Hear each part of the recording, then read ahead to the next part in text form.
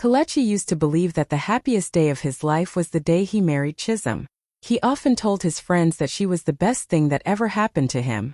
She was beautiful, gentle, and full of dreams, and in the beginning he treated her like a queen.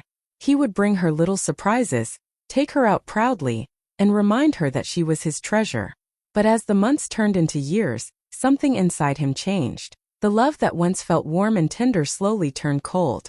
His words became sharp, his laughter turned into mockery, and his affection into arrogance. He started seeing her not as a partner but as someone beneath him, someone he could control. Chisholm noticed the change, but she kept hoping he would return to the man she fell in love with. Instead, he grew distant, careless, and harsh. The home that once felt safe began to feel like a prison. Every smile she forced came with hidden tears. And though she never spoke it aloud, deep inside she wondered how the man who once promised to protect her could become the very one breaking her heart. Do you want me to move on and expand part 2? The Night of Shame, 200 words? In the same style? That evening was one Chisholm would never forget. Kelechi had invited a few of his close friends over, and the house was filled with loud laughter, music, and the strong smell of alcohol. Chisholm moved quietly around them, serving drinks and clearing the table, her heart heavy but her face calm. She didn't want to embarrass him in front of his friends, so she did everything carefully. But no matter how much effort she put in, it was never enough for Kelechi. The more he drank, the more his voice grew louder, and the less patience he had with her. At one point, she tried to remind him gently that it was getting late, but instead of listening, he snapped at her. His friends laughed, and in that moment, his pride mattered more to him than her dignity. To prove his power, he stood up, raised his hand, and struck her across the face. The sound of the slap echoed in the room, and for a moment everything went silent. Then his friends burst into laughter. Instead of stopping him, they cheered him on, as if it was entertainment. Chisholm froze where she stood, her cheek burning with pain, her heart breaking into pieces. She could feel the hot tears filling her eyes, but she refused to let them fall in front of those men. Inside, she wanted to scream, to run, to ask him why. But all she could do was stand there in shock, her hands trembling as shame wrapped around her like a heavy cloak. That night, in front of the very people who once celebrated their love, he reduced her to nothing but a joke. And while everyone else forgot the moment with the next drink, Chisholm carried the scar in her soul. She knew then that something inside her had broken forever. Do you want me to write part 3? Chisholm's silent tears, 350 words? Next, in the same emotional viral tone, Chisholm could not hold back her tears that night. As soon as the laughter of Kelechi's friends faded into the background, she felt the warm drops rolling down her cheeks. She didn't cry loudly. No wailing, no shouting. Just silent tears that carried the weight of her pain. She slipped into the bedroom quietly while the men continued drinking, pretending as though nothing had happened. Sitting at the edge of the bed, she buried her face in her hands. Her heart pounded, her body shook, and her soul felt crushed under the shame. She asked herself over and over, how did I get here? How did the man who once promised me the world become the one to humiliate me in front of everyone? But as the night dragged on, those tears slowly changed. With every sob, a strange strength began to rise in her chest. At first it was small, just a whisper inside her heart telling her, you don't deserve this. You are more than this. She had endured his cold words, his arrogance, and now his public violence. Something inside her refused to be silent anymore. She realized that the tears running down her face were not a sign of weakness. They were washing away the last bit of patience she had for a loveless marriage. Chisholm wiped her face and looked into the small mirror by the bed. Her eyes were red, her cheeks still swollen, but behind the pain she saw a fire burning. She whispered to herself, this will not be the end of me. One day he will regret this. That night she didn't sleep. She lay awake in the dark, planning silently, her mind already moving toward freedom. Her tears had watered the seed of determination, and though no one knew it yet, not even Kelechi, something powerful had begun to grow inside her. Do you want me to continue with part 4?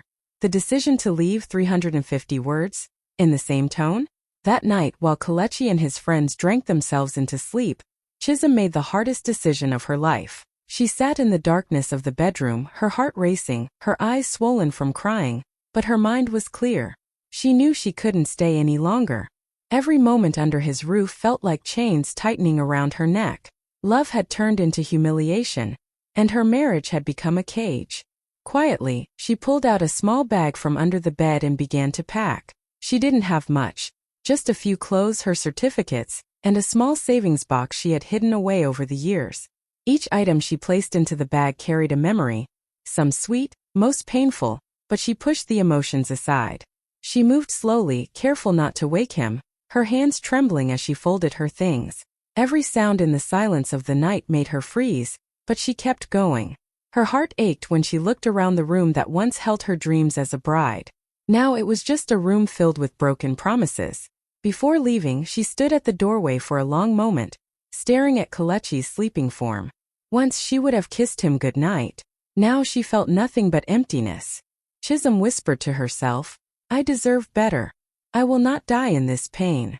With that, she quietly stepped out, shutting the door on the life that had stolen her joy. The air outside felt cold yet strangely free. For the first time in years she breathed deeply, her chest rising with courage she didn't know she had. She didn't know what tomorrow held, but she knew one thing. She would rebuild herself piece by piece with dignity. Do you want me to continue with part 5, starting from nothing, 350 words? In the same emotional viral tone? Chisholm stepped into a new world with nothing but determination. She had no family nearby to lean on, no savings that could carry her for long, and no friend willing to take her in for free. First, life was unbearably hard. She rented a tiny one-room apartment on the edge of town, where the roof leaked when it rained and the walls were cracked. But every time she looked around that little space, she reminded herself, it was hers. No one shouted at her there. No one raised a hand against her. It was freedom, and that was enough to give her strength. To survive, she took any job she could find. She cleaned offices in the early mornings, helped at a small food stall in the afternoons, and in the evenings she worked as a cashier in a local shop.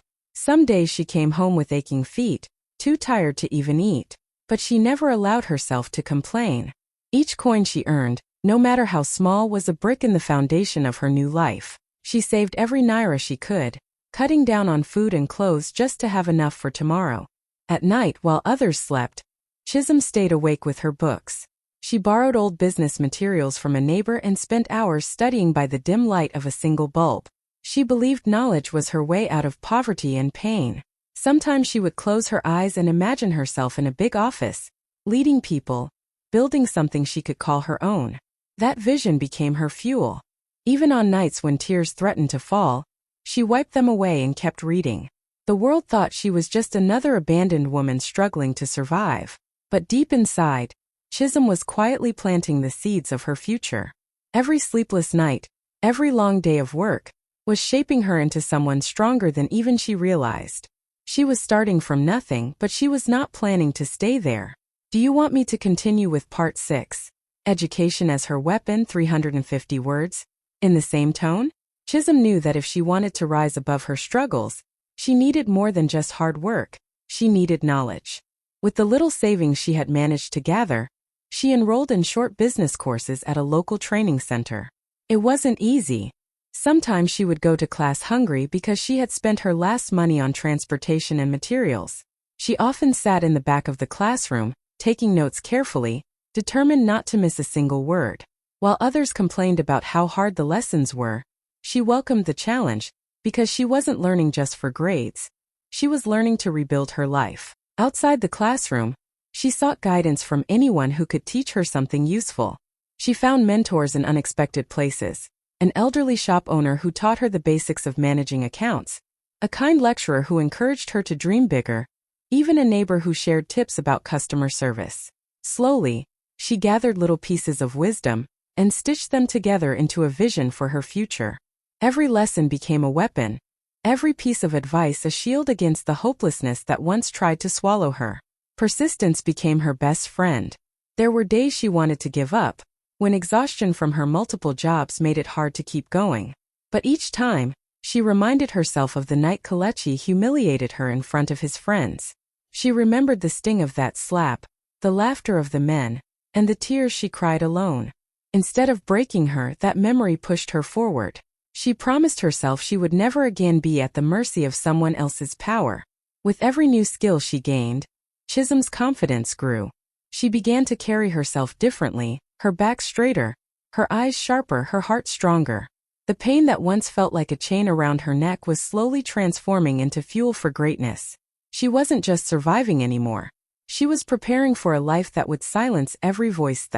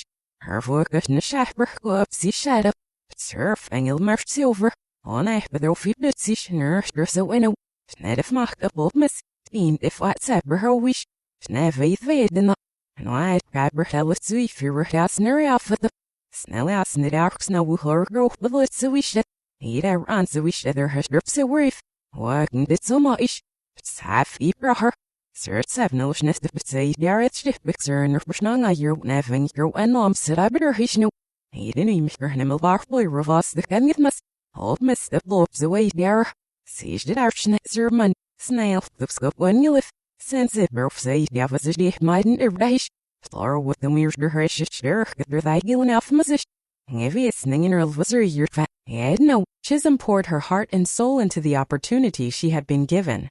In the beginning, the road was rough. There were long days of planning, endless nights of strategy, and moments when failure seemed close. But she refused to quit. Every challenge only reminded her of how far she had already come. From walking away with nothing to standing here with a chance to create something great. Slowly, her small company began to take shape. She hired a few staff members, treated them with kindness, and built a team that believed in her vision. Within a few years, what started as a simple idea grew into one of the fastest rising firms in Abuja. Her office, once a single rented room, became a shining building where people came for solutions, opportunities, and jobs.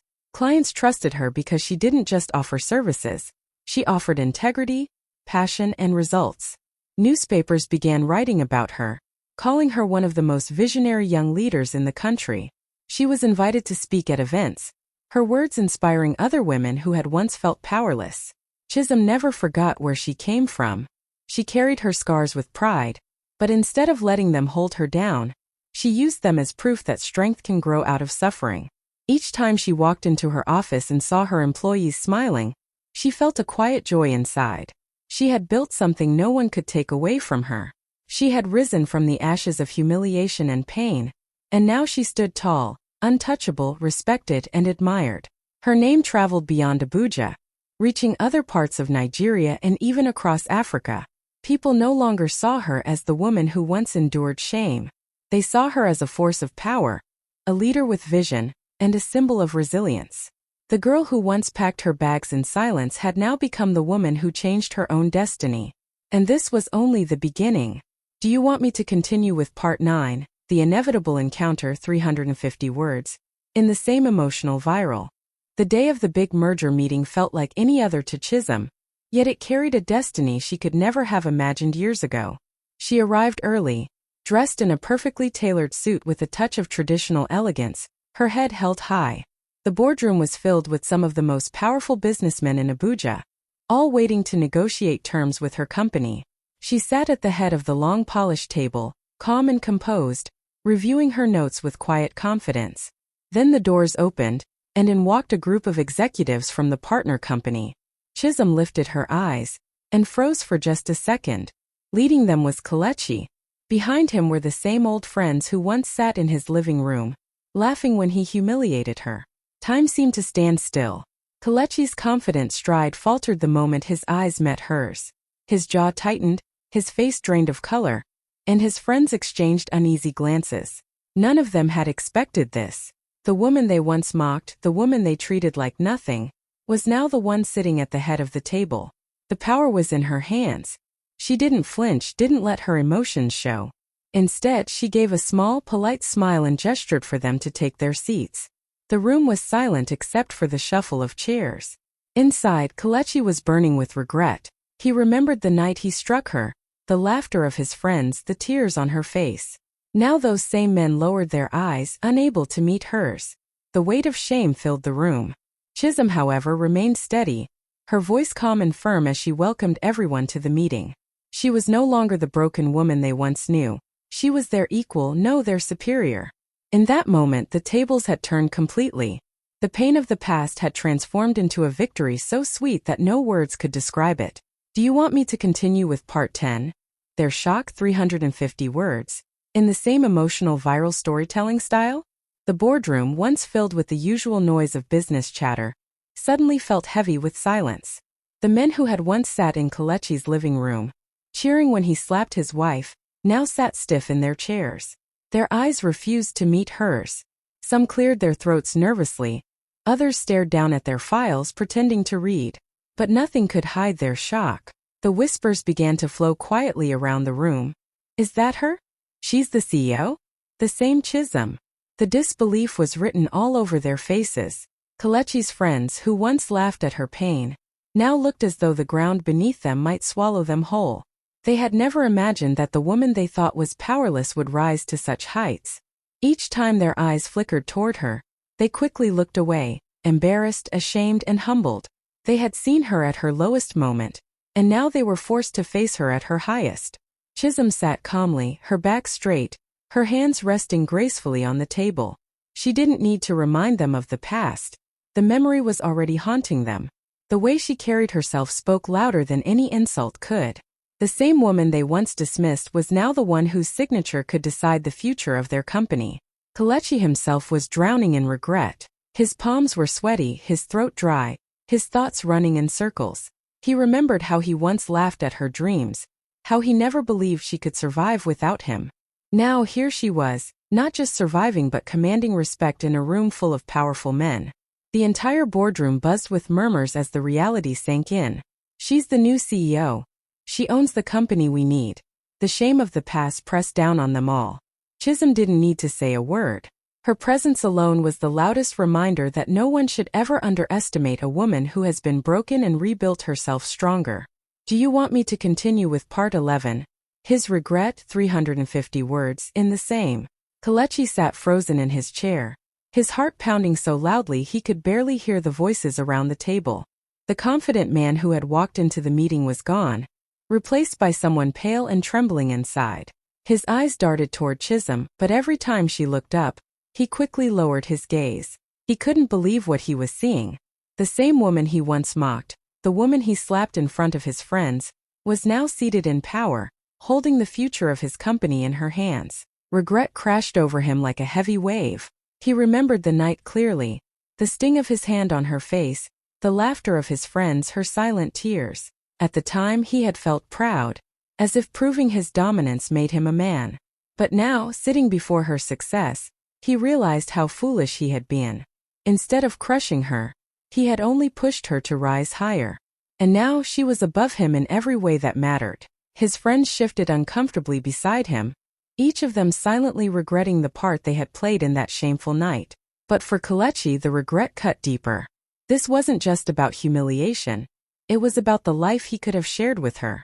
If only he had loved her, supported her, cherished her as he once promised, maybe he would have been standing beside her today, not across from her, begging for her approval. He clenched his fists under the table, fighting the storm of emotions. Shame, anger, jealousy, and sorrow twisted inside him. For the first time in his life he felt powerless. The decision that could save or destroy his company rested on the lips of the woman he had once treated like nothing. Kelechi knew he couldn't erase the past, but he also knew one thing with painful certainty. This was the day his arrogance finally came back to punish him. Do you want me to continue with part 12? Chisholm's poise, 350 words, in the same emotional viral style? Chisholm sat at the head of the table like she had been born for that seat. Her presence alone commanded the room. She didn't need to slam her hands on the table or raise her voice to make people listen. Every eye was already on her. When she spoke, her tone was steady, calm, and confident. Each word rolled out with a quiet authority that left no room for doubt. The men in the room leaned forward, not because she demanded it, but because her voice carried weight that could not be ignored. Kelechi sat stiff, his chest tightening with every sentence she spoke. He expected anger, bitterness, maybe even mockery. But there was none. Chisholm didn't look at him with revenge in her eyes. She looked at him as if he were nothing more than another name on a file. That indifference cut him deeper than any insult could have. To her, he no longer mattered. She explained the terms of the merger with precision, her words sharp but respectful. She addressed every concern raised in the room with solutions that showed her intelligence and foresight. The same men who once laughed at her were now nodding at her brilliance, scribbling notes, and whispering about her leadership. The power she carried wasn't loud or dramatic. It was the kind that came from survival, from rebuilding herself when no one believed in her. Inside, Chisholm felt the weight of her past pressing against her heart, but she didn't let it show. She remembered the tears, the humiliation, the nights of hunger and study. But now she also remembered the fire that kept her moving, the dream that had brought her here. This was her moment, and she was determined to carry it with dignity. By the time she finished speaking, the room was silent with respect. She hadn't shouted, she hadn't humiliated anyone. Yet everyone knew who the true leader was. Chisholm proved that real strength doesn't need noise. Real strength is calm, unshaken, and unforgettable. Do you want me to continue with part 13? The tables turned 350 words, in the S. By the end of the negotiations, the truth was clear. Kelechi's company was in trouble, and the only lifeline left was Chisholm's signature.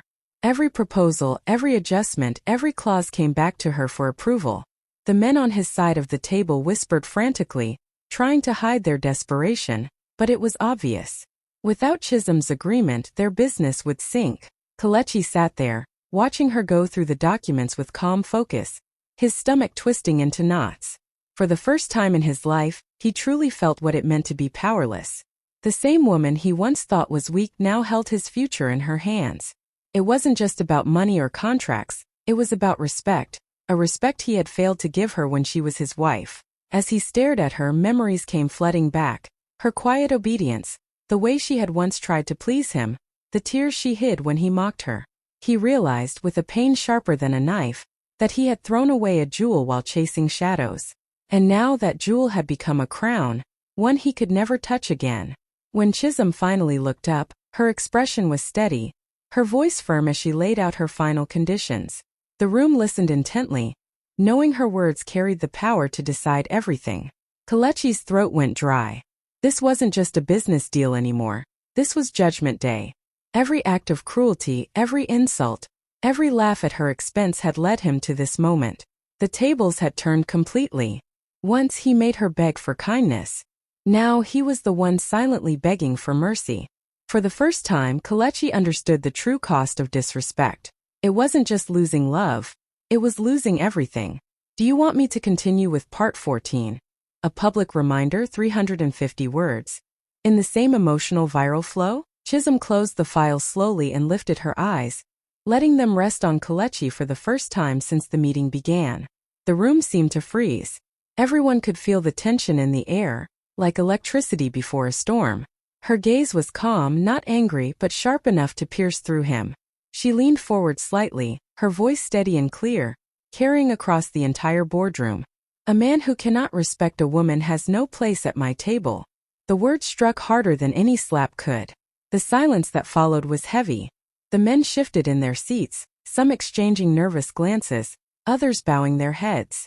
No one dared to speak. Kelechi's face burned with shame, his chest tightening as if the walls were closing in. For a moment, he wished the ground would open and swallow him whole. Chisholm didn't shout, didn't raise her hand, didn't insult him with harsh words. Yet her simple statement carried more power than years of revenge ever could. She wasn't just talking to Kelechi, she was talking to every man in that room, and even to the world beyond those walls. It was a reminder that respect is not optional, that every woman deserves dignity, and that arrogance always has a price. Her words echoed in Kelechi's mind, dragging him back to that night when he struck her as his friends laughed. Back then, he thought respect was something he could take away from her. But now he realized respect was something she carried within her, something he had never been able to break. The boardroom remained silent, every man present humbled. Chisholm leaned back in her chair, her face calm, her authority unquestioned.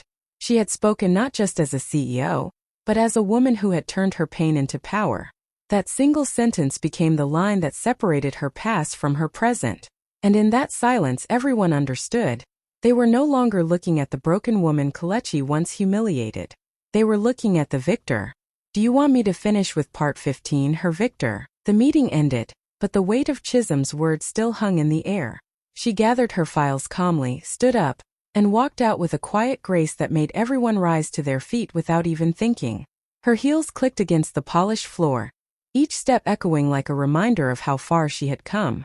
She didn't rush, she didn't look back. She simply carried herself with the dignity of a woman who had conquered her past. Kelechi sat frozen, his eyes following her as regret twisted in his chest. The men who once laughed with him now avoided his gaze. They all knew the truth. The woman they had mocked had risen higher than all of them. Chisholm's victory wasn't just about the company or the deal. It was about reclaiming her worth, about showing the world that no humiliation could stop a determined soul. As she pushed open the boardroom doors, a small smile touched her lips. Years ago, those same tears that fell in silence had seemed like weakness. But now she understood. They had been the beginning of her strength. What once was her deepest shame had transformed into her greatest triumph. And everyone in that room, including Kelechi, would carry the memory of that day as a lesson carved deep in their hearts. Never underestimate a woman who refuses to be broken. Do you want me to now combine all 15 parts into one continuous 4,000+ word viral script with dialogues so it flows like a full emotional story?